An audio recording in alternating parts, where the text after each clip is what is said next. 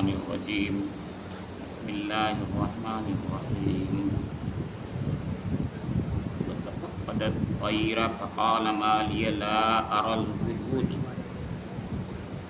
أم كان من الغائبين لأعذبنه عذابا شديدا أو لأذبحنه أو ليأتيني بسلطان مبين فمكث غير بعيد فقال أحطت بما لم تحط به وجئتك من سبأ بنبأ يقين إني وجدت امرأة تملكهم وأوتيت من كل شيء ولها عرش عظيم وجدتها وقومها يسجدون للشمس من دون الله وزين لهم الشيطان أعمالهم فصدهم عن السبيل فهم لا يهتدون ألا يسجدوا لله الذي يخرج الخبء في السماوات والأرض ويعلم ما تخفون وما تعلنون الله لا إله إلا هو رب العرش العظيم قال سننظر أصدقت أم كنت من الكاذبين اذهب بكتابي هذا فألقه إليهم ثم تول عنهم فانظر ماذا يرجعون قالت يا أيها الملأ إني ألقي إلي كتاب كريم إنه من سليمان وإنه بسم الله الرحمن الرحيم ألا تعلوا علي وأتوني مسلمين صدق اللہ مولانا العظیم۔ یہ سورہ النمل کے دوسرے رکوع کی 20 تا 31 12 آیات ہیں اور دوسرا رکوع یہیں پر ختم ہو رہا ہے۔ ان آیات کریمہ کا ترجمہ سماعت فرمائیے۔ ایک اور موقع پر حضرت سلیمان نے پرندوں کا جائزہ لیا اور کہا کیا بات ہے کہ میں فلاں حدود کو نہیں دیکھ رہا ہوں، کیا وہ کہیں غائب ہو گیا ہے؟ میں اسے سخت سزا دوں گا یا اسے ذبح کر دوں گا، ورنہ اسے میرے سامنے معقول وجہ پیش کرنی ہوگی۔ کچھ زیادہ دیر نہ گزری تھی کہ اس نے آ کر کہا میں نے وہ معلومات حاصل کی ہیں جو آپ کے علم میں نہیں ہیں۔ میں سبا کے متعلق یقینی اطلاع لے کر آیا ہوں۔ میں نے وہاں ایک عورت دیکھی جو اس قوم کی حکمراں ہے، اس کو ہر طرح کا سر و سامان بخشا گیا ہے اور اس کا تخت بڑا عظیم الشان ہے۔ میں نے دیکھا کہ وہ اور اس کی قوم اللہ کے بجائے سورج کے آگے سجدہ کرتی ہے۔ شیطان نے ان کے اعمال ان کے لیے خوشنما بنا دیے اور انہیں شاہراہ سے روک دیا، اس وجہ سے وہ یہ سیدھا راستہ نہیں پاتے کہ اس خدا کو سجدہ کریں جو آسمانوں اور زمین کی پوشیدہ چیزوں کو نکالتا ہے اور وہ سب کچھ جانتا ہے جسے تم لوگ چھپاتے اور ظاہر کرتے ہو۔ اللہ کے جس کے سوا کوئی مستحق عبادت نہیں، جو عرش عظیم کا مالک ہے۔ سلیمان نے کہا ابھی ہم دیکھ لیتے ہیں کہ تو نے سچ کہا ہے یا تو جھوٹ بولنے والوں میں سے ہے۔ میرا یہ خط لے جا اور اسے ان لوگوں کی طرف ڈال دے، پھر الگ ہٹ کر دیکھ کہ وہ کیا رد عمل ظاہر کرتے ہیں۔ ملکہ بولی اے اہل دربار، میری طرف ایک بڑا اہم خط پھینکا گیا ہے، وہ سلیمان کی جانب سے ہے اور اللہ الرحمن الرحیم کے نام سے شروع کیا گیا ہے۔ مضمون یہ ہے کہ میرے مقابلے میں سرکشی نہ کرو اور مسلم ہو کر میرے پاس حاضر ہو جاؤ۔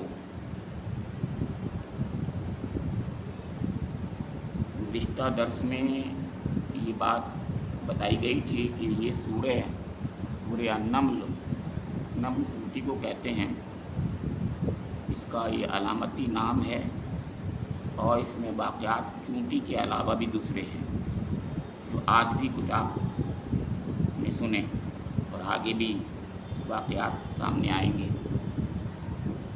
گزشتہ درس میں نے یہ عرض کیا تھا کہ یہ اس سورہ کا عنوان جو ہے اللہ تعالیٰ کا اس کائنات میں، اللہ تعالیٰ کی اپنی مخلوقات میں دیا گیا علم، اس کی جو مختلف جہات ہوتی ہیں، جو مختلف پہلو ہوتے ہیں، جو علم کی قوتیں ہوتی ہیں، اور جو علم مختلف مخلوقات کو دیا گیا ہے، اس کے تعلق سے یہ سورہ خاص طور سے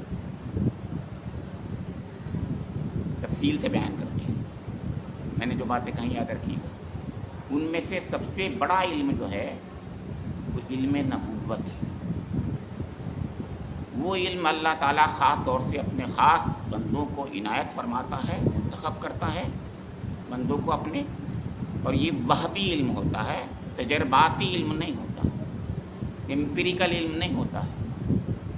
اور ایک علم اس دنیا میں تجرباتی اور امپیریکل علم بھی ہوتا ہے، جس سے یہ کائنات پوری کی پوری اس میں ہاریزونٹل نالج پھیلتی ہے۔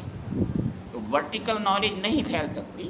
ورٹیکل نالج کے لیے اللہ تعالیٰ اپنے بندوں کو خاص طور سے نوازتا ہے جو نبی ہوتے ہیں۔ تو ورٹیکل نالج وہ ہے جو کہ نبیوں کے ذریعے سے آگے بڑھتی جاتی ہے، اور ہاریزونٹل نالج پھیلتی ہے، جس علم کا پھیلاؤ ہوتا ہے قلم کے ذریعے سے، کتابوں کے ذریعے سے، تجربات کے ذریعے سے، یہ ہاریزونٹل علم۔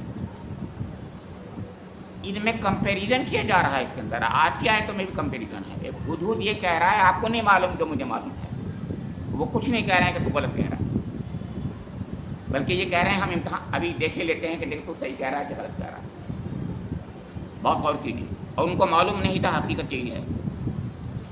تو قرآن پاک کیا بات کرتا ہے، آپ کی کتاب کیا سمجھتے ہیں قرآن پاک کو؟ کچھ اور ہی کتاب ہے یہ۔ اتنی گہری باتیں ہوتی ہیں اس کے اندر، اتنی بڑی باتیں ہوتی ہیں اس کے اندر کہ آج سے 1400 سال پہلے کے لوگ، آپ سوچئے گا، ان گہرائیوں کو چند ہی لوگ سمجھتے ہوں گے، امام غزالی اور اس قسم کے لوگ جو ہوتے ہیں کبھی، لیکن بہت مشکل، بہت آسان ہے ہدایت کے لیے۔ ہدایت کا علم بھی ہوتا ہے، یعنی ہدایت کے لیے ان حقیقتوں کو سمجھنے کے لیے بہت آسان ہے، لیکن ان کی گہرائیوں میں جا کر کے انسان جب اترتا ہے گہرائیوں کو، تو اس کی تھا نہیں ملتی اس کو۔ یہ دو باتیں یاد رکھیے، دونوں کنٹراڈکٹری باتیں ہیں لیکن بہت اہم ہیں۔ تو آج اس میں ایک بات اگلی درس میں آئے گی کہ علم کی قوت بھی کیا ہوتی ہے، اور علم من الکتاب کی قوت کیا ہوتی ہے۔ اس علم کی جو ٹیکنالوجی اور سائنس کی ٹیکنالوجی ہے، اس کی طاقت آج ہم دیکھ رہے ہیں۔ دنیا میں جو امپیریکل علم ہے، اس کی طاقت کو ہم دیکھ رہے ہیں آج، لیکن اس علم کی جو اللہ تعالیٰ خاص طور سے علم من الکتاب کہتا ہے، اس کی طاقتوں کا، قوتوں کا اندازہ نبی کے ذریعے سے ہی ہوتا ہے، کلام پاک کے ذریعے سے ہی ہوتا ہے، وحی الہی کے ذریعے سے ہی ہوتا ہے۔ تو اس علم کو بتاتا ہے اللہ تعالیٰ کہ اس علم کو جس کو تم نہیں جانتے، اس کو میں بتاتا ہوں تمہیں، اور ایک علم کو تم اپنے تجربے سے سیکھو، مانو، جانو، اور تمہیں پتہ چلے گا کہ وہ بھی علم ایک علم ہے۔ اب دونوں کے درمیان میں نے بتایا ہارزنٹل اور ورٹیکل علم کی بات ہوئی۔ ایک بات اور بتائی تھی، گزشتہ ہی درس میں شروع ہوئی تھی، وہ بھی بات وہ یہ کہ حضرت سلیمان علیہ السلام نے یہ کہا کہ اللہ تعالیٰ نے ہم کو علمنا منطق الطیر، ہم کو جو ہے پرندوں کی منطق، بولی سکھائی گئی ہے، پرندوں کی بولی سکھائی گئی ہے۔ تو اب اس سے اندازہ لگائیے کہ اللہ کے رسول اور جو نبی ہوتے ہیں، ان کو کیسے کیسے علم اللہ تعالیٰ ان کو نوازتا ہے۔ یہ پچھلی بار بھی بتا دیا تھا میں نے آپ کو، وہ چونٹیوں تک کی آواز کو اور اس کی بولی کو پہچان لیتے ہیں، چونٹی بول رہی تھی اس کو پہچان کے، اور اب ہدہد کی بات آج چل رہی ہے، نہ صرف اس کی بات کو پہچان رہے ہیں بلکہ اس سے کام بھی لے رہے ہیں، پورا کام لے رہے ہیں، خط بھیج رہے ہیں اس کے ذریعے سے، اور وہ سب کام کرے گا، اور اس کے ذریعے سے پیغام بری ہو رہی ہے۔ کبوتر ایک زمانے میں اس کے لیے استعمال کیے جاتے تھے، اور آج جو ہے اس کی ضرورت نہیں ہے۔ اب اللہ تعالیٰ نے دوسرا علم دے دیا ہے، دوسرے طریقے اختیار کیے ہیں رسائل وسائل کے، تو ضروری نہیں ہے کہ آپ یہ کہیں کہ وہ زیادہ اچھا تھا یا کم اچھا تھا۔ یہ میں نے بتایا، یہ ہارزنٹل نالج والی بات ہے، جس کو آپ جیسے چاہیں استعمال کرو۔ میں صرف ورٹیکل علم کی بات کرتا ہوں کہ اس کے اندر جو ہے آپ خود بند مت کیجیے ہیں۔ تو جو ہارزنٹل نالج ہے، اس دنیا کی جو نالج ہے، اس کے بارے میں کوئی کمنٹ نہیں کرتا، کیونکہ اللہ تعالیٰ نے دیا اس لیے ہمیں کہ ہم جیسے چاہیں اس کو تجربے سے آگے پیچھے کر کے دیکھیں، سوچیں، اس کی کمیاں خامیاں نکالیں، اچھائیوں کو استعمال کر لیں اپنے لیے، اپنے حق میں، اور جو جس زمانے میں اچھائی سامنے آئے اس کو لیں۔ آج ہمیں سائنس اور ٹیکنالوجی کی اچھائی اور خوبی اور اس کی خامی بھی پتہ چل رہی ہے، وہ سب پتہ چل رہا ہے۔ یہ بھی بتایا تھا گزشتہ درس میں کہ حضرت سلیمان علیہ السلام جیسی بادشاہت اللہ تعالیٰ نے کسی کو نہیں دی، اور آگے ذکر آئے گا کہ انہوں نے باقاعدہ دعا میں بھی یہی کہا ہے کہ مجھ جیسی کسی کو آگے کسی کو حکومت نہ دے اللہ۔ کوئی ایک الگ مسئلہ ہوگا کہ اس کو درس آئے گا، بتایا جائے گا کہ وہ کیا بات کہی ہے انہوں نے، کس قسم کی دعا ہے وہ۔ یہاں سے بڑھ کرنا ہے کہ جنوں پر، انسانوں پر اور پرندوں پر ان کی حکومت تھی۔ میں نے یہ بتایا تھا، یہ تو تین تھی ہی، بتایا تھا دو حکومتیں اور تھیں، ہوا پر اور پانی پر۔ ہوا پر، پانی پر، جنوں پر، انسانوں پر، پرندوں پر، 5 جگہوں پر ان کی 5 ڈائمنشن سے ان کی حکومت تھی۔ ایسی دنیا میں کسی اور بادشاہ کی حکومت ایسی ہو نہیں سکتی، ہے ہی نہیں، نہ ہوئی ہے، نہ ہو سکتی ہے۔ ان کے سامنے ایک چھوٹا سا ہدہد یہ کہتا ہے کہ آپ کو نہیں پتا جو مجھے معلوم ہے۔ یہ یاد رکھیے گا، ان پر غور کیا کیجیے۔ قرآن پاک جو بات ذکر کرتا ہے اس پہ خاص غور کیا کیجیے، وہ کیا کہنا، یعنی کیا اس کا مقصد کیا ہے، اس کے پیچھے پیغام کیا ہے جو ہمیں مل رہا ہے۔ تو فرمایا کہ اچھا، ایک بات اور سے پہلے کہ آج کی آیات میں سجدہ ہے، تو لہذا آپ لوگ جو ہیں اس کے بعد میں، درس کے بعد میں یہیں سجدہ کر لیجیے، زیادہ اچھا ہے۔ دیر ہو جائے گی، بھول جائیں گے، ورنہ آپ پر واجب تو رہے گا قضا، تو اس کا سجدہ کرنا ہوگا، واجب ہے سجدہ یہ، کیونکہ اللہ تعالیٰ فرماتا ہے جب یہ کہ صرف اللہ کو سجدہ کیا جانے چاہیے، تو ہم سب سے آگے جھک جائیں کہ ہاں بے شک ہے اللہ، آپ ہی کو سجدہ ہے۔ تو یہاں پر فرمایا کہ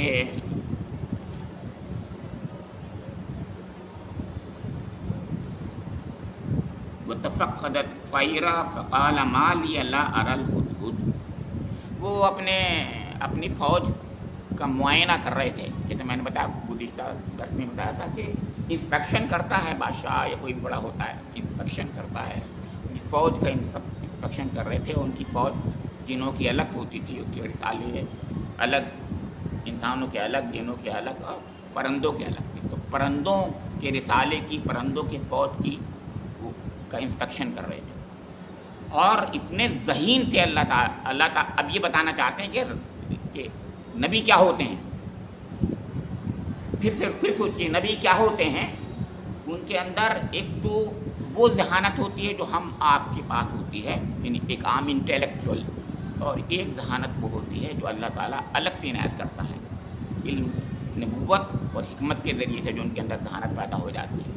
تو دونوں قسم کی ذہانت تھی ان کے پاس، اور حضرت سلیمان علیہ السلام والد سے بھی آگے بڑھ گئے تھے۔ یہ یہاں ذکر نہیں آئے گا، آپ آگے ذکر آئے گا، تو یہاں اس کا موقع نہیں ہے، یہ اس سورے میں نہیں ہے۔ تو یہاں پر ذکر فرمایا جا رہا ہے کہ جب وہ معائنہ کر رہے تھے تو اتنا باریکی سے معائنہ کر رہے تھے، یہ دیکھ رہے تھے وہ خاص حدود کہاں ہے۔ الحدود جب کہا تو مانے دی، وہ خاص والا حدود کہاں ہے۔ اس کا مطلب یہ کہ اپنے ایک اس کو جانتے تھے، انڈیویجول کو جانتے تھے، فلاں ہے فلاں نہیں ہے۔ اس کی ایک وجہ یہ بھی تھی کہ وہ اس سے کام لیا کرتے تھے، اس کی ذمہ داری تھی، اس کی ڈیوٹی تھی، اس ڈیوٹی پر وہ بھیجا گیا تھا اور وہ نظر نہیں آ رہا تھا۔ اس کی یہ معنی بھی ہو، کیونکہ فوج کا حصہ تھا، وہ فوج کا ایک فرد تھا، وہ ان کی ہر ایک سے کام لیتے تھے وہ. تو یہ پرندوں کی فوج کا ایک فرد تھا, انڈیویجول تھا, وہ نظر نہیں آیا. تو انہوں نے کہا کہ ما لی لا اری الحدود, میں حدود کو نہیں دیکھ رہا ہوں. ام کان من الغائبین, کیا وہ غائب ہے؟ لأعذبنہ عذابا شدیدا او لأذبحنہ او لیأتینی بسلطان مبین. انہوں نے کہا, حضرت سلیمان علیہ السلام نے کہا, میں اسے سخت سزا دوں گا یا اسے ذبح کر دوں گا, ورنہ اسے میرے سامنے معقول وجہ پیش کرنی. اب یہ ذبح کر دوں گا والی بات پر صرف میں یہ کہتا ہوں کہ اللہ تعالیٰ, میں لطیف انداز میں ایک تبصرہ کر رہا ہوں کہ اللہ تعالیٰ خوب جانتا تھا, اس سے زیادہ کون جانتا ہے. ایک زمانہ وہ بھی آئے گا کہ ہم جیسے جاہل کچھ لوگ ایسے ہوں گے, وہ خود کو انسان کہیں گے, سمجھے آپ کے, اور وہ اس کو پرندہ نہیں سمجھیں گے. وہ غلام احمد پرویز صاحب جیسے لوگ ہوں گے, سمجھے آپ کے, تفسیر بھی لکھیں گے, یا سر سید جیسے لوگ ہوں گے, تفسیر بھی لکھیں گے وہ لوگ. تو اللہ تعالیٰ تو خوب جانتا تھا کیسے بھی لوگ ہوں گے. لہذا اذبحنہ لاذبحنہ کہہ کر ان کے منہ پر تماچا مارا ہے اللہ تعالیٰ نے, کہ اگر وہ انسان تھا تو انسان کو ذبح نہیں کیا جاتا, نہ اس کے لفظ آتا ذبح کرنے کا, نہ نبی سے کبھی, نبی کی شان کے بالکل اس کے خلاف ہے کہ وہ یہ لفظ بولے گا اذبحنہ, کہ میں ذبح کروں گا. جانور جو حلال جانور ہیں ان کو کھانے کے لیے جب ضرورت ہوتی ہے اس کو ذبح کیا جاتا ہے. یعنی اس لیے نہیں کہ سزا دی جاتی ہے کبھی, بلکہ اس کو کھانے کے لیے بھی اجازت ہے. ہم سب جانتے ہیں ذبح کرنے کے لیے جانور جو ہوتے ہیں ان کے ساتھ میں جب آپ ذبح کرتے ہیں, جس کے معنی کبھی یہ نہیں ہوتے ہم ان کو سزا دے رہے ہیں, ان کے ساتھ بڑی محبت کرتے ہیں ہم لوگ. اللہ تعالیٰ نے اجازت دے دی ہمیں کہ تم کھا لو, کھاؤ اس کے لیے, اس لیے ہم کھا لیتے ہیں ان کو. اور بھی چیزیں کھاتے ہیں, سبزی بھی کھاتے ہیں, گوشت بھی کھاتے ہیں, دونوں چیزیں کھاتے ہیں. تو یہ اللہ کی اجازت سے ہم کرتے ہیں ایسا. اللہ کے نام سے اس کو ذبح کرتے ہیں, بسم اللہ اللہ اکبر کہہ کے ذبح کرتے ہیں. یاد رکھیے گا, دونوں بہت اہم باتیں ہیں, ورنہ وہ ہمارے لیے حلال ہی نہیں ہے, جائز ہی نہیں ہے جب تک اللہ اکبر, اللہ کو بڑا نہیں کہتے ہیں ہم, اور اللہ کے نام سے جب تک شروع نہ کریں. تو یہ ہے چیز. تو یہاں پر جب یہ اذبحنہ کی بات کہی کہ میں ذبح کر دوں گا, اس کا مطلب یہ ہے کہ اس کو سزا دوں گا اس بنا پر کہ وہ ڈیوٹی میں کمزوری تساہل کر رہا ہے, وہ سامنے نہیں ہے میرے, یہاں ہونا چاہیے تھا, مجھے انسپیکشن کا موقع ہے یہ تو, سمجھے آپ کے. لیکن اس کو جو ہے میں ذبح بھی کر سکتا ہوں, کیونکہ وہ میرا ایک اللہ تعالیٰ کا دیا ہوا ایک جانور ہے, مجھے ضرورت ہوگی میں ذبح کر سکتا ہوں. ناراضگی میں دو کام بھی کر سکتا ہوں, یعنی اس کے بعد یہ بھی کر سکتا ہوں, ذبح کر کے کھا لوں گا, یہ مطلب. تو یا او لیاتینی بسلطان مبین, یا میرے سامنے وہ صحیح بات, سلطان مبین, صحیح معقول وجہ پیش کرے, معقول وجہ پیش کر دے. اب بادشاہ ہیں, ان کی فوج کا فرد ہے, وہ ایسا کہہ سکتے ہیں, ان کو کہنے کا حق ہے. اور یہ طریقہ ہے, ایک ڈسپلن ہے. قرآن پاک ڈسپلن بھی سکھاتا ہے کہ فوج کے ہر فرد کو اتنا ڈسپلن ہونا چاہیے, نظم بہت ضروری ہے. تو نظم کی یہاں تعلیم دے رہا ہے قرآن پاک. پھر فرمایا کچھ زیادہ دیر نہ گزری تھی, فمکث غیر بعید فقال احطت بما لم تحط به وجئتک من سبأ بنبأ یقین. کچھ دیر نہیں گزری تھی کہ اس نے آ کر کہا, حدود نے, کہ میں نے وہ معلومات حاصل کی ہیں جو آپ کے علم میں نہیں ہیں. دیکھا, میں نے بتایا تھا آپ کو, بھی کہا تھا میں نے آپ سے, آ کر کے آنکھوں میں آنکھیں ڈال کر یہ بول رہا ہے وہ, بجائے اس کے کہ حضرت معاف کر دیجئے میں نہیں تھا آپ کے سامنے, یہ کچھ نہیں کہہ رہا. غور کیجیے گا, ہر بات پہ غور کر لیجیے گا. بلکہ یہ کہتا ہے کہ میں وہاں گیا تھا, میں ڈیوٹی پہ تھا حضرت, میں ڈیوٹی پہ تھا, آپ ہی نے تو ڈیوٹی پہ میری لگائی ہے, میں ڈیوٹی پر تھا. اور ڈیوٹی سے میں ایک ایسی جگہ گیا ہوا تھا جہاں جس کا علم آپ کو نہیں ہے.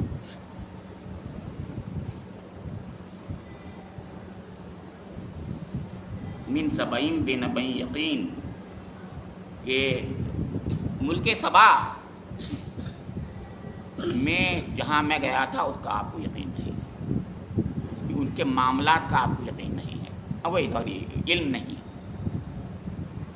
انی وجدت امرأۃ تملکہم وأوتیت من کل شیء ولہا عرش عظیم. میں نے دیکھا, میں نے پایا ایک عورت کو کہ وہ ملکہ ہے، تملکہم، کہ وہ اس کی ملکہ ہے، وہ اوتیت، اس کو دیا گیا ہے من کل شیء، ہر چیز، مادی ذرائع وسائل ہر چیز سے اس کو نوازا گیا ہے، وَلَہَا عَرْشٌ عَظِیمٌ، اس کا بہت بڑا تخت ہے، عظیم تخت۔ بہت بنیادی بات کہی ہے، اور اس پر کسی نے مجھ سے سوال کیا ابھی سوشل میڈیا پہ مجھ سے، جب میں نے ایک یہاں پر ایک سوشل وہ آ گیا تھا اس کی تفسیر، تو میں نے اس کو بھیج دیا، انہوں نے مجھ پہ کمنٹ کر دیا، میں نے کہا بھائی میری تفسیر نہیں تھی، وہ کسی اور کی تفسیر تھی، لیکن آپ مجھ سے پوچھ رہے ہیں تو جواب دیے دیتا ہوں۔ تو اس پر میں نے ان کو جواب دیا، یہیں پر میں بتا رہا ہوں اس سلسلے میں نے یہ کہا ان سے کہ آپ غور فرمائیں کہ عرش عظیم کہہ رہا ہے حضور، انہوں نے کہا یہ عرش عظیم میں کچھ نہیں ہے، ایسی لکڑی کا تخت تھا، کچھ نہیں تھا، ابھی بیکار کو اس کو اتنا اونچا بنا دیا گیا ہے۔ میں نے کہا نہیں، حضور نے کہا عرش عظیم تھا۔ عرش عظیم جب کہا تھا تو حضرت سلیمان علیہ السلام کے کان کھڑے ہوئے ہوں گے ضرور، یہ کیا خاص بات کہہ رہا ہے، یہ کیوں کہہ رہا ہے ایسی بات، یہ بات تھی سر، یعنی یہ تو یہ بتایا کہ عورت ایک راج کرتی ہے اس پر، ملک سبا پر ایک عورت راج کرتی ہے، نمبر 1، نمبر 2 اس کا بہت ایک عظیم تخت ہے، نمبر 3 وہ سورج کو پوچھتی ہے۔ اور پہلی خبر یہ تھی کہ آپ کو وہ علم نہیں ہے جو مجھے علم ہے، پہلی بات وہیں سے کہی تھی، 4 باتیں کہی تھی، اور ان میں سے پہلی بات حقیقت میں یہ کہ سلیمان علیہ السلام کو اس کی تفصیل کا علم نہیں تھا، خوب جانتے تھے کہ ملک سبا ہے، اور ان کو معلوم اور بہت سی باتیں معلوم تھیں، لیکن باریکی کے ساتھ ظاہر علم نہیں تھا، اس کے لیے تو ان کو کسی انفارمر کو بھیجنا ہی تھا، اور وہ انفارمر خود چلا گیا، خبر لے کے آ گیا وہ۔ تو کہا کہ اگلی آیت میں فرمایا وَجَدتُّهَا وَقَوْمَهَا يَسْجُدُونَ لِلشَّمْسِ مِن دُونِ اللَّهِ وَزَيَّنَ لَهُمُ الشَّيْطَانُ أَعْمَالَهُمْ فَصَدَّهُمْ عَنِ السَّبِيلِ فَهُمْ لَا يَهْتَدُونَ۔ فرمایا کہ میں نے دیکھا کہ وہ اور اس کی قوم اللہ کے بجائے سورج کے آگے سجدہ کرتی ہیں۔ ایک پرندہ یہ کہہ رہا ہے، اس کا مطلب کیا ہے، اس کی جبلت میں اللہ کی عبادت ہے، یہ ہے پیغام۔ پرندوں کی جبلت میں کیا ہے کہ اللہ ہی کی پرستش ہونی چاہیے، عبادت ہونی چاہیے، اسی لیے قرآن میں کہا گیا کائنات کی ہر چیز کی تسبیح بیان کرتی ہے اور اس کے آگے جھکی ہوئی ہے، عبادت کرتی ہے، صحیح ہے نا، قرآن میں ہر جگہ کہا گیا۔ لیکن میں نے جب یہ بات کہی تو آپ کو عجیب تعجب سر ہوا، جبکہ میں نے کہا ایسا ہی ہے، مگر یہاں جو بات بتائی جا رہی ہے یہ ہے کہ ایک پرندہ یہ کہہ رہا ہے کہ عجیب بات یہ ہے کہ وہ سورج کو پوچھتی ہے اللہ کے سوا، اللہ کے سوا، اللہ کو ہی سجدہ کرنا چاہیے، عبادت کرنی چاہیے، اور وہ سورج کو پوچھتی ہے۔ قوم ایک انسان ہو کر سورج کو پوچھتی ہے، یہ کہنا تھا اس کا مطلب میں تو پرندہ ہوں، میں تو جانور ہوں، تب بھی اللہ ہی کو پوچھتا ہوں، اللہ کی عبادت کرتا ہوں، وہ تو انسان ہے اور بادشاہ ہے، ملکہ ہے، تو بھی وہ جو ہے سورج کو پوچھتی ہے۔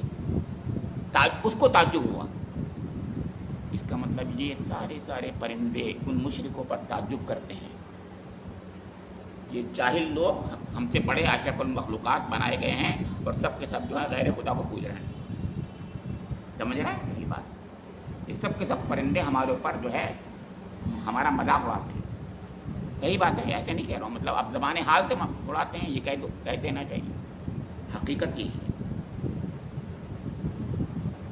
فرمایا کہ ان کے اعمال نے ان کو خوشنما بنا دیا، اعمال ان کے لیے خوشنما بنا دیے گئے ہیں، انہیں شاہراہ سے روک دیا ہے، شیطان نے ان کے اعمال شیطان نے ایسا کیا ہے، اس وجہ سے وہ سیدھا راہ، شیطان کا یہ کارنامہ ہے کہ اس نے اچھے خاصے انسان کو راہ حق سے ہٹا دیا، صحیح بات ہے کہ نہیں، بالکل صحیح بات ہے۔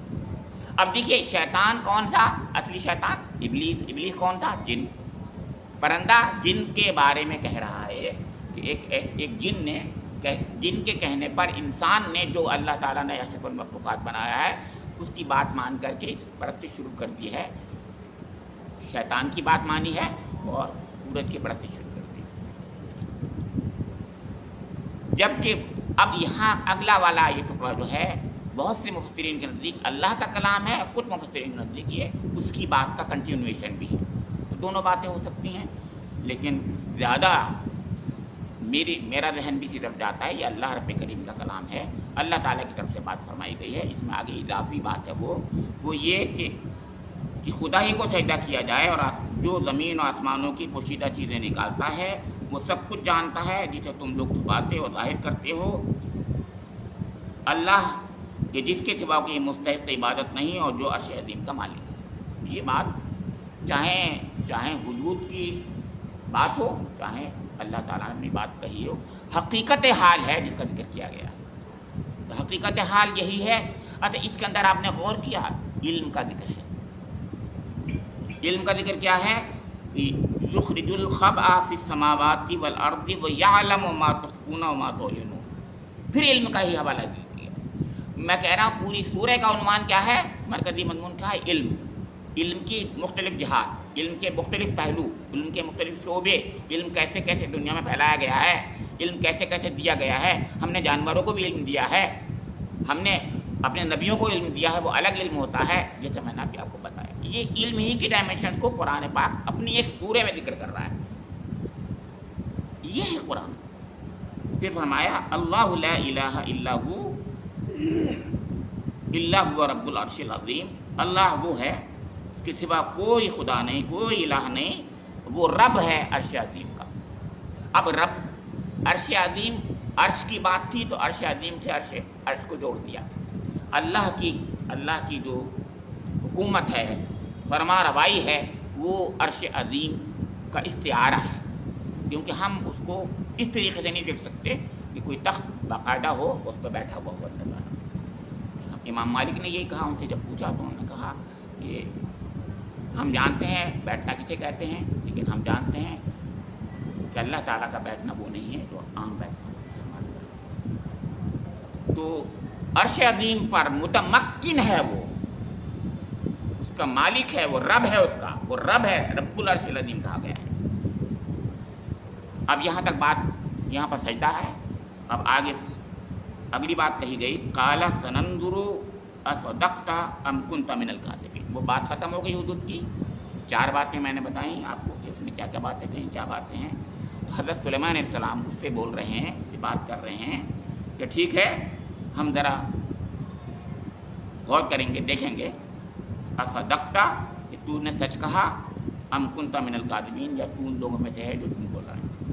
اس کا مطلب یہ ہے کہ اگر وہ جانتے ہوتے تو اتنی بات تھوڑی کہتے، میں نے بار بار کہہ رہا ہوں یہ بات، تو یہ کہتا تو جھوٹ بول رہا یا تو سچ بول رہا ہے۔ 2 باتوں میں اگر ان کو علم ہوتا تو یہ کہتے، یا تو یہ کہتے تو بالکل سچ بول رہا ہے، ہاں بالکل سچ کہہ رہا ہے، یا کہتے تو جھوٹ بول رہا ہے۔ ایسا نہیں کہا، ان کا ہم یہ دیکھیں گے تو سچ کہتا ہے۔ اب کیا کر، اذهب بکتابی، تو میرا یہ خط لے جا۔ اب اسی ملکہ سبا کو تو میرا خط لے جا۔ اذهب بکتابی ھذا فالقہ الیہم ثم تول عنہم وانظر ماذا یرجعون، اور ان کے آگے ڈال دے۔ اب یہ حضور صاحب اگر انسان صاحب ہوتے تو خط پھینکتے یا بہت سنبھال کے سفیر جو ہے خط پیش کرتے۔ القے کا لفظ جو ہے صرف جانوروں کے پھینکنے کے لیے آتا ہے کہ جانور پھینک دے، جانور چوٹ سے اپنے پھینکے گا جو، اس کو القے کہا جاتا ہے۔ اب قرآن پاک بار بار ایک توجہ دلا رہا ہے کہ وہ حدود تھا، وہ جانور تھا۔ ہمارے غلام احمد پرویز صاحب بار بار کہیں نہیں وہ انسان تھا، سمجھا رہا ہے کہ یہ بات کہنا چاہ رہا ہے۔ قرآن پاک بار بار اشارہ کر رہا ہے، اسی کو تحریف کہہ دیتے ہیں۔ پھر ہم لوگ تعویل، ایسی تعویل جو حد سے گزر جائے وہ تحریف ہو جاتی ہے۔ قرآن فرمایا کہ فالقہ الیہم، ان کے سامنے پھینک دے، ثم تول عنہم، پیچھے ہٹ جا۔ بھائی کیوں پیچھے ہٹ جا؟ سفیر صاحب تو وہیں کھڑے رہیں گے، کھڑا رہنا چاہیے۔ یہ جانور ہے نا، حدود ہے کہ تو پیچھے ہٹ جانا اس کے بعد پھینک کر کے، اور یہ غور کر کے اس کا جواب وہ کیا دیتے ہیں، اس پر کیا پلٹتے ہیں، کیسے پلٹتے ہیں۔ اب وہ پہنچ گیا وہ خط، قرآن یہ سے تو کہتا نہیں، اس کے لیے الگ آیت نہیں پیش کی۔ یہ آپ اپنے قرآن پاک کی یہ اسے فصاحت و بلاغت کہتے ہیں، ایجاز ہے یہ، کہ وہ ذکر نہیں کرتا، اس کے معنی پہنچ گیا خط، وہ پہنچ گیا، پہنچ کر کے ملکہ سبا تک پہنچا، وہ یہ بول رہی ہے حالت یہ نہیں کہا کہ وہاں پہنچ گیا خط اور یہ وہ دنیا بھر کی باتیں نہیں کہتا قرآن پاک اس کی لمبی تفصیل نہیں کرتا. قالت وہ یہ کہہ رہی ہے یا ایھا الملؤ اے میرے درباریو، یا ایھا الملؤ انی القی الی کتاب کریم، میری طرف ایک بہت ہی معزز خط پیغام بھیجا گیا ہے. خوب سمجھ گئی وہ کہ یہ کسی کا خط ہے بھیجا ہوا باقاعدہ. نے پڑھا دیکھا تو وہ کہہ رہی ہے اس میں کیا لکھا ہے، انہ من سلیمان و انہ بسم اللہ الرحمن الرحیم، یہ سلیمان کی طرف سے ہے اور یہ بسم اللہ الرحمن الرحیم سے شروع کیا گیا ہے. یہ کہہ رہی ہے. اب ایک بات بہت بنیادی نوعیت کی بس میں بتا دیتا ہوں جو ایک لطیفے کی شکل میں کہنا چاہیے کہ قرآن پاک میں 114 صورتیں ہیں اور ایک سورہ میں بسم اللہ الرحمن الرحیم نہیں لکھا ہے، سورہ توبہ سے پہلے. اور یہ سورہ ہے اس جگہ پر 2 جگہ بسم اللہ الرحمن الرحیم ہے. گویا کل ملا کر کے جتنی سورہ ہیں اتنے بسم اللہ الرحمن الرحیم. اس سورہ میں شروع میں بھی بسم اللہ الرحمن الرحیم ہے، جب شروع ہوئی تھی توسین سے، اور یہاں پر انہ من سلیمان و انہ بسم اللہ الرحمن الرحیم، پوری بسم اللہ اس کے اندر. یہ بھی اللہ تعالیٰ کے ایک خاص ہے، ایک نظام ہے. اس کو چھوڑ دیجیے، میتھمیٹیکل اس کو معجزہ کہتے ہیں لوگ، میراکل کہتے ہیں. بہرحال تو اس میں ہے کیا، وہ یہ کہہ رہی ہے اللہ تعالو علیہ واتونی مسلمین. اس میں یہ لکھا ہے، بہت چھوٹا سا خط ہے، چھوٹی سی بات ہے، بہت بڑا مضمون ہے. چھوٹی بات ہے، مضمون بہت بڑا ہے. اللہ تعالو علیہ، کہ ہمارے آگے سرتابی نہ کرو، ہمارے مقابلے میں سرکشی نہ کرو. واتونی، آ جاؤ مسلمین مسلم بن کر. یہ کہا اللہ رب کریم سے میری دعا ہے. میں فلحال تفصیل نہیں کروں گا کیونکہ میں نے آج 12 آیتیں پڑھی ہیں. کہ آج کی آیات سے جو سبق مل رہا ہوگا سب سبق واضح ہیں، ہر سبق واضح ہے. اللہ تعالیٰ کی اس کائنات میں اللہ تعالیٰ نے اپنی مخلوقات کو کیسے کیسے نوازا ہے، اس سے پتہ چلتا ہے. جن کو ہم جانور کہتے ہیں وہ جانور اللہ رب کریم ہی کی عبادت کرتے ہیں، یہ اس سورہ سے پتہ چلتا ہے. ان کے اندر کیا کیا صلاحیتیں ہیں ان کا ایک جھلک یہاں پر پتہ چلتی ہے. ان سے کیا کیا کام لیے جا سکتے ہیں اس کا ایک اشارہ بھی اللہ تعالیٰ فرماتا ہے کہ ان سے پیغام رسانی کے کام بھی لیے جا سکتے ہیں کچھ جانوروں سے. اس سورہ میں یہ بھی پتہ چلتا ہے ہمیں ان آیتوں ہی میں کہ اللہ تعالیٰ نے جو ہے اپنے انبیاء کرام کو جیسا علم دیا ہے اس کا ہم تصور ادراک نہیں کر سکتے. ربنا تقبل منا انک انت السمیع العلیم وتب علینا انک انت التواب الرحیم وآخر دعوانا ان الحمد للہ رب العالمین. یہ ملک سما آج کل کیا